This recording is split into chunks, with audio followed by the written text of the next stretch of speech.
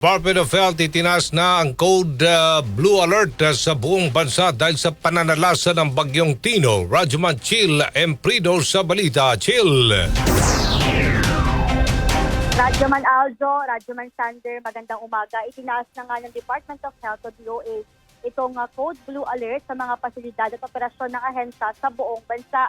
Ito'y bunsod na rin ng lawak ng epekto ng bagyong Tino at ang deklarasyon ni Pangulong Ferdinand Marcos Jr. ng National State of Calamity. Sa ilalim ng Code Blue Alert status, naka-heightened alert ang buong Department of Health, maging ang kanilang regional offices at health facilities. Naka-deploy na rin ang karagdagang health personnel sa mga evacuation center at pansamantalang health facilities sa mga lugar na sinalanta ng bagyo. Nagka-preposition na rin ng mga gamot, medical supplies at mobile response teams para umalalay sa mga lokal na pamahalaan.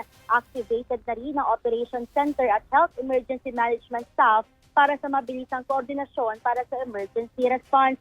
Samantala, nakaantabay na rin sa deployment ang 3 Philippine Emergency Medical Assistance Team, maging itong nakinilala ng World Health Organization na may kakayahang magserbisyo bilang outpatient department o magtayo ng pansamantalang hospital sa oras ng sakuna.